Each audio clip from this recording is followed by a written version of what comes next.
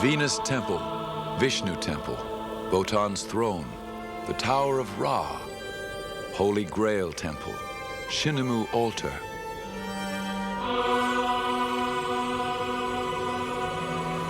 We use nothing less than the names of gods in our attempts to describe the world of the Grand Canyon.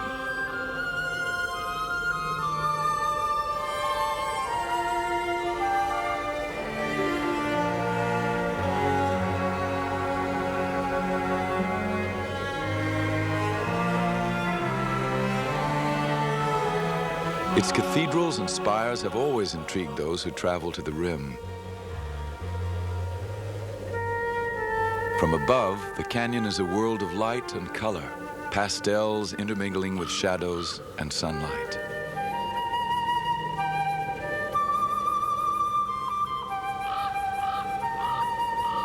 These formations would be mile-high mountains elsewhere.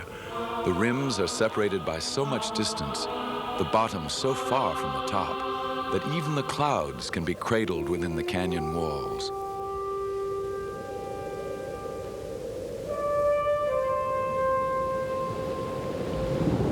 Water is everything in this thirsty land, both creator and sustainer. The canyon itself was born of water. Grain by grain, the walls have yielded to the irresistible power of every rivulet and stream. Each sculpts with a patience measured in millions of years.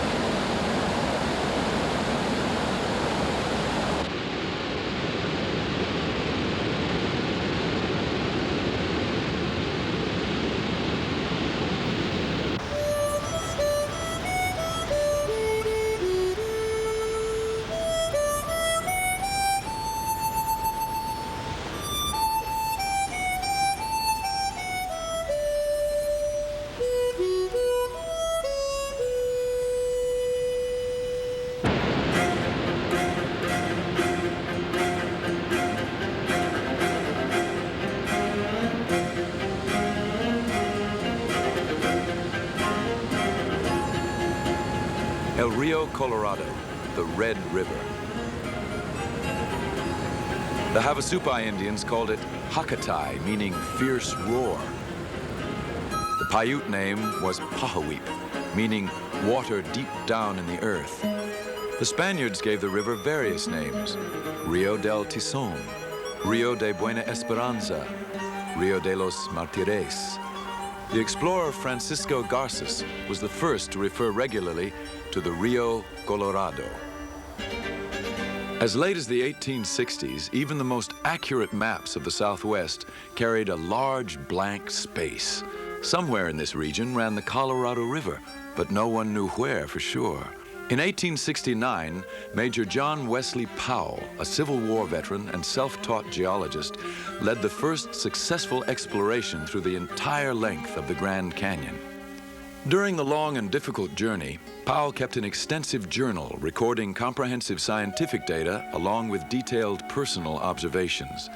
His journal reveals not only the mind of a scientist, but also a poet. The wonders of the Grand Canyon cannot be adequately represented by speech. The resources of art are taxed beyond their powers in attempting to portray its features. The glories and beauties of form, color, and sound unite in the Grand Canyon. It is a region never to be duplicated this side of paradise.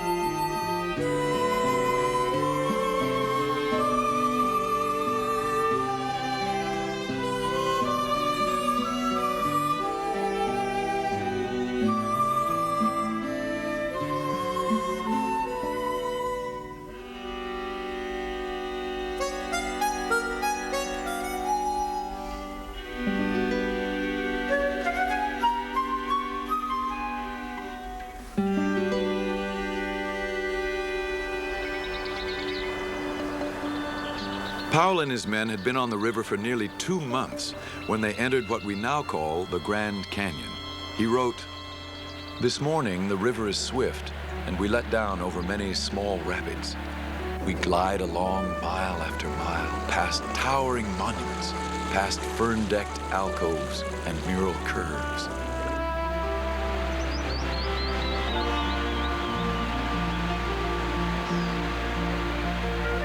Hour after hour we glide, our attention arrested by new wonders.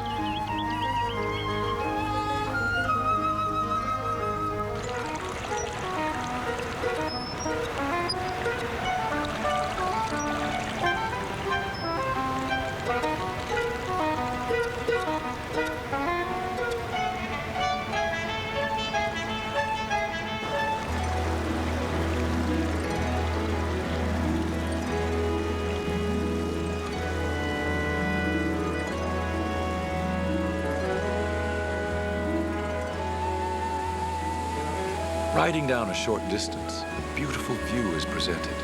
The river turns sharply to the east and seems enclosed by a wall set with 1,000,000 brilliant gems. We find fountains bursting from the rock high overhead. The rocks below the fountains are covered with mosses and ferns and beautiful flowering plants.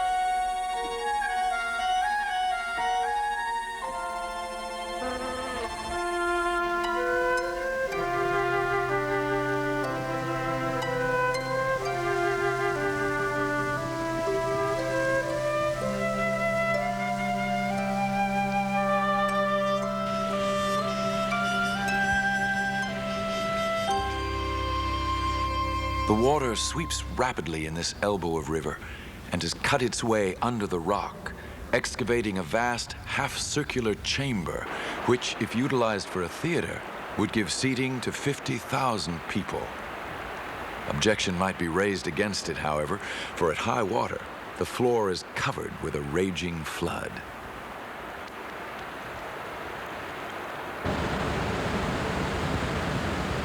The floods Powell wrote about were stopped when Glen Canyon Dam was constructed in the mid-1960s. The flow of the river is now controlled by energy demands hundreds of miles away. At one time, volumes of water 10 times greater than those of today roared through the canyon in the spring, stripping the banks bare. A thin line of honey mesquite and catclaw acacia mark the old high water level. Now a second and more dense vegetation line reflects lower and more stable flows. The river once carried 500,000 tons of silt through the canyon every day. The silt is now trapped behind the dam, and the water comes from deep in the reservoir and is cold and clear. Side canyons flash flood sporadically, and the river temporarily takes on its old color. Normally, however, the river is Colorado in name only. The dam has created a new environment in and along the river, which has greatly affected plant and animal life. New species have been introduced, others have been eliminated. The changes continue, and the full impact of the dam has yet to be determined.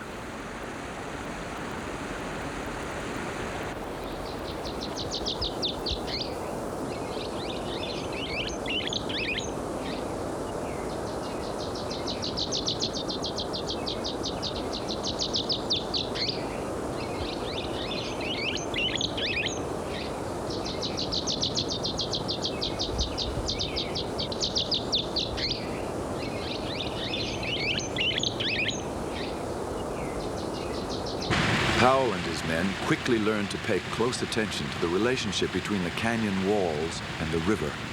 In his journal, he wrote, "We learned to observe closely the texture of the rock. In softer strata, we have a quiet river. In harder, we find rapids and falls. Below us are limestones and hard sandstones. This bodes toil and danger." The rapids of the Colorado are legendary. Granite Falls, Horn Creek, Upset, Sockdolager, Lava Falls, Crystal. All but a few of the canyon's 140 rapids occur where the river falls over boulders washed into the channel by flash floods coming down from the side canyons. The river gains speed and energy as it is forced through the constriction and over the boulders. It bursts into foamy chaos as it falls over rocks close to the surface.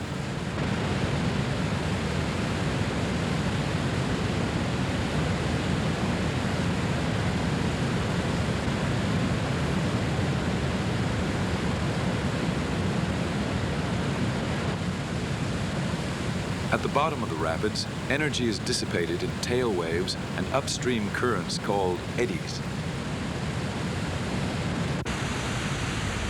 River waves are unique. Unlike the ocean, where the waves roll onto the beach, river waves are stationary. Ocean waves move through the water. River water moves through the waves.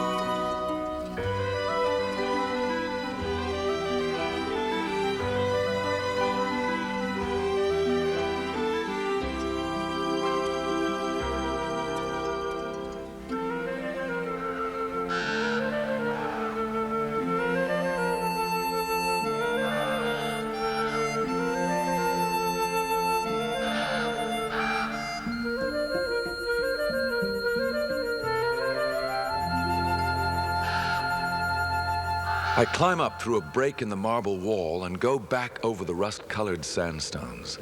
I climb so high that the men and boats are lost in the depths below, and the dashing river is a rippling brook. All about me are interesting geologic records. The book is open, and I read as I run.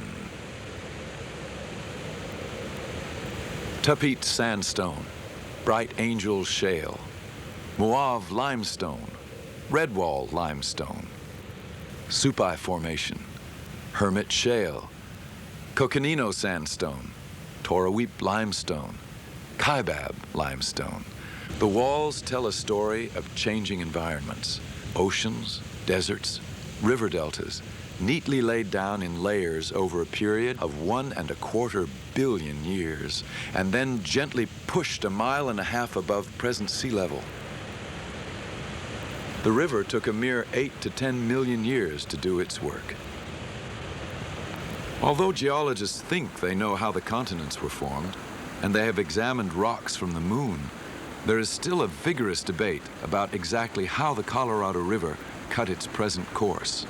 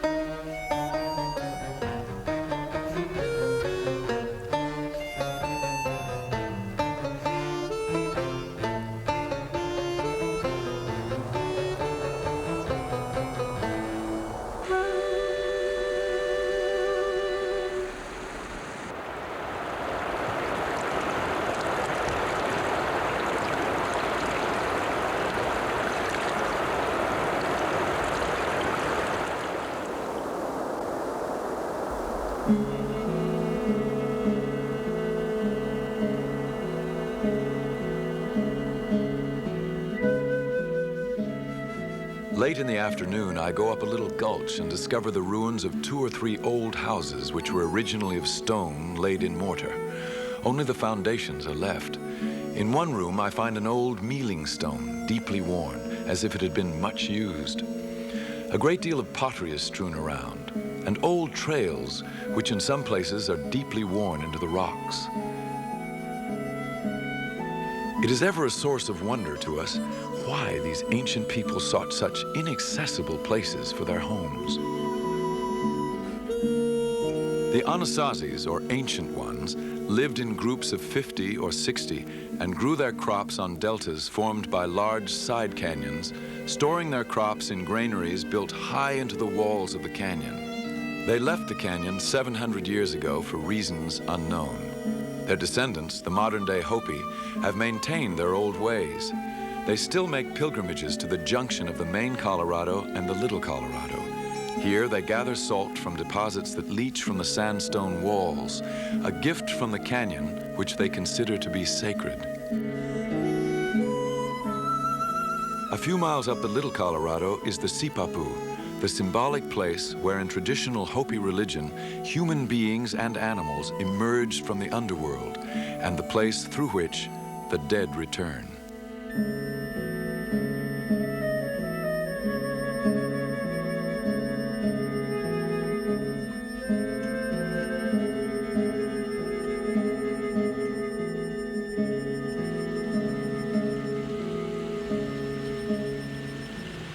The Grand Canyon of the Colorado is a canyon composed of many canyons.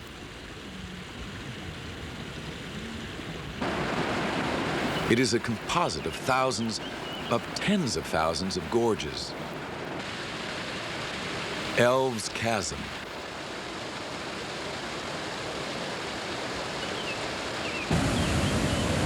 Thunder River,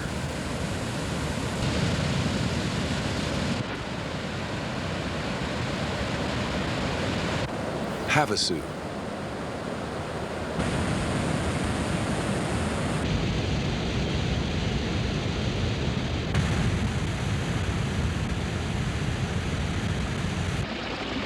Matkatameba,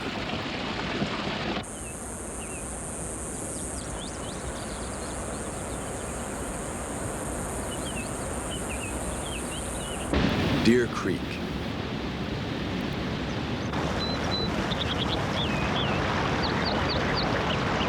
Powell called each of these seemingly innumerable gorges a world of beauty unto itself.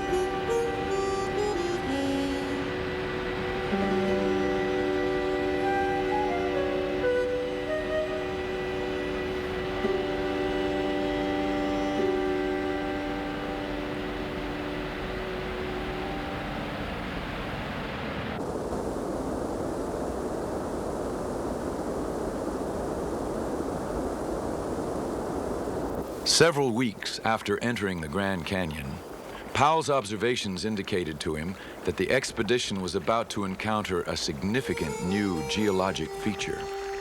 We are about to enter the great unknown. We are 3/4 of a mile in the depths of the earth, and the great river shrinks to insignificance. The waves are but puny ripples, and we are but pygmies running up and down the sand, lost among the boulders. We have an unknown distance yet to run, an unknown river to explore. The men talk as cheerfully as ever. Jests are bandied about freely. But to me, the cheer is somber, and the jests are ghastly. With great care and constant watchfulness, we proceed, making about 4 miles this afternoon. Darkness comes, and we camp in a cave.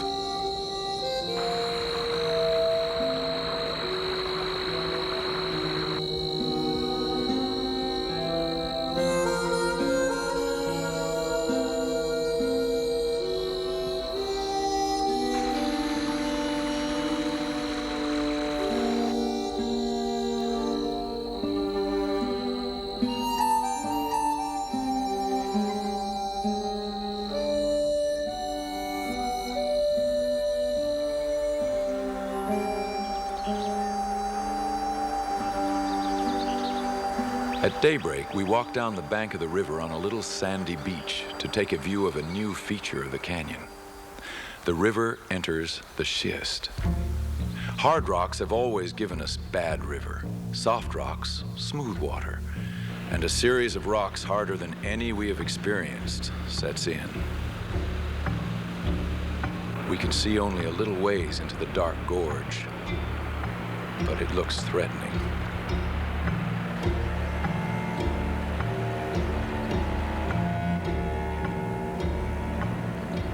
In the deepest part of the grandest canyon is some of the oldest exposed rock on Earth, Vishnu Schist. Uncovered in the very recent geologic past, it was formed some 1.5 billion years before dinosaurs walked the Earth.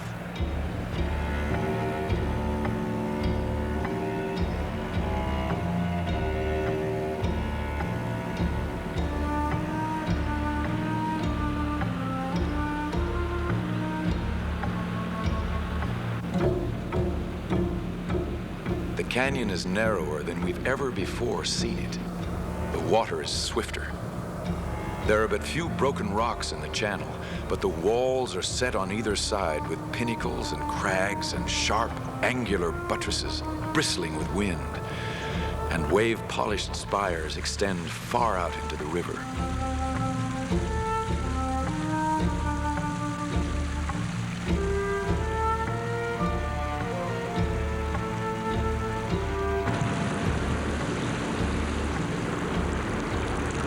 About 11 o'clock, we hear a great roar ahead and approach it very cautiously.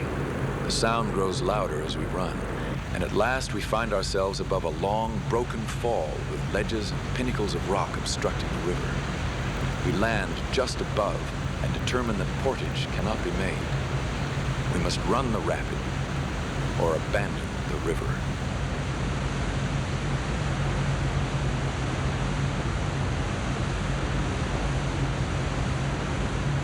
We strike a glassy wave and ride to its top, down again into the trough, up again on a higher wave and down and up on waves higher and still higher, until we strike one just as it curls back and a breaker rolls over our little boat. The waters reel and roll and boil, and we are scarcely able to determine where we can go. Now the boat is carried to the right, perhaps close to the wall. Again she is shot into the stream, and perhaps is dragged over to the other side, where, caught in the whirlpool, she spins about. We drift on down another 100 yards through breakers. How, we scarcely know.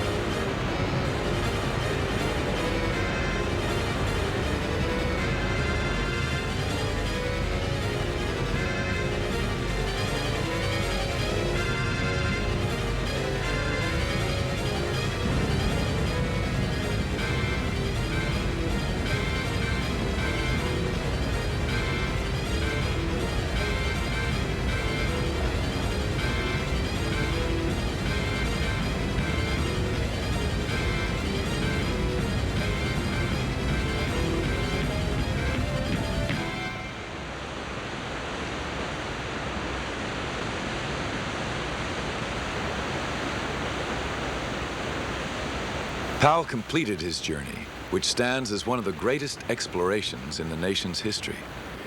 His discoveries filled in the last great blank space in the maps of the Southwest and his scientific observations remain the basis for much of our current knowledge of the canyon. But Powell left us something else as well. He left us his sense of wonder.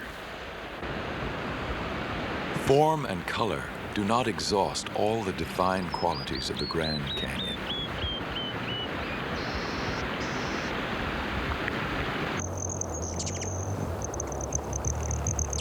It is the land of music. It is the land of song.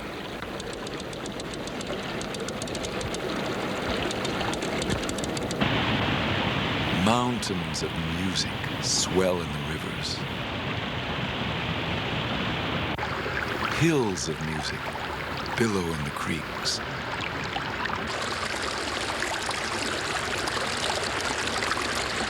And meadows of music murmur in the rills that ripple over the rocks.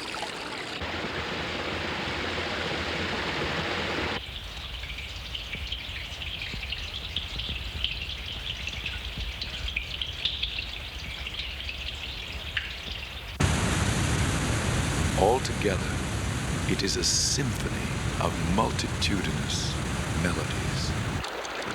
All this is the music of waters.